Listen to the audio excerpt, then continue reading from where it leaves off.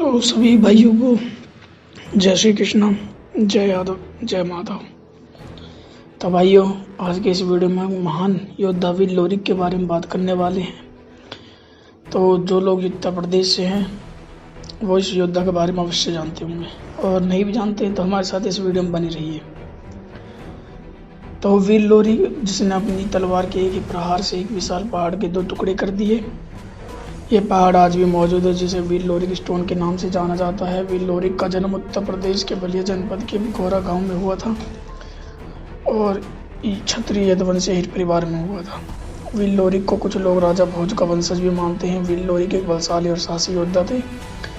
कहानी के अनुसार इनकी ऊंचाई 8 फुट और शरीर भीमकाय था। कहा जाता है कि उनकी तलवार 85 मन यानी 3000 कुछ समथिंग थी। उत्तर प्रदेश के सोनभद्र जिले की सोन नदी के किनारे अघोरी नाम का एक राज्य था। उस राज्य का राजा मौलागत था, जो कि क्रूर राजा था। अघोरी के राजा मौलागत के राज में मेहर नाम का एक अहीर रहता था। मेहर की 7वीं संतान का नाम मंजरी था। मंजरी पर मौलागत की बुरी नज़र थी। वो उसे अपने महल में ले जाना चाहता था। उस समय वीर लोरिक की वीरता के बहुत चर्चे थे। मंजरी के पिता ने सोचा, अगर लोरिक से मंजरी का विवाह कर दिया जाए तो मौलागत से बचाया जा सकता है। वीर लोरिक से मंजरी के विवाह की घोषणा कर दी जाती है।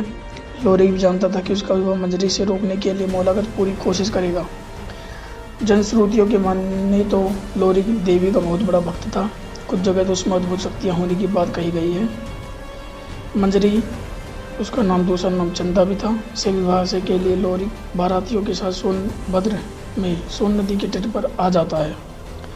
राजा मौलागत ने लोरिक को रोकने के लिए एक बड़ी सेना भेजी। इस जगह पर लोरिक और मौलागत के बीच में भयंकर युद्ध हुआ। कहा जाता है कि लड़ाई में नाले का रंग लाल हो गया। आज भी उस नाले को रुधिर नाला कहा जाता है। उस जगह पर नरमुंडों का ढेर लग गया। आज भी उस जगह को नार गढ़वा के नाम से जाना जाता है। इस लड़ाई में वीर लोरिक की वीरता की एक और कहानी भी सुनने को मिलती है, जिसके अनुसार इस लड़ाई में इंद्रावत नाम का हाथी भी मारा गया। कहा जाता है कि इंद्रावत नाम के हाथी को लोरिक ने अपने मुक्के के प्रहार से मार डाला और उसके शव को उठाकर नदी में फेंक दिया। लोरिक को हाथी से अधिक शक्तिशाली बताया गया है। लोरिक ने इन लड़ाई में जीत हासिल की और राजा मौलागत को मार दिया। इस तरह से लोरिक और चंदा की प्रेम कहानी पूरी हो जाती है।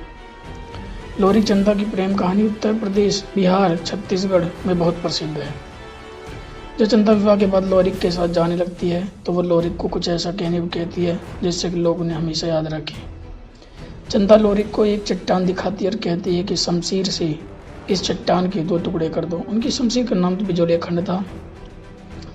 और वो ये भी कहती है कि जिससे ये एक यादगार बन जाए।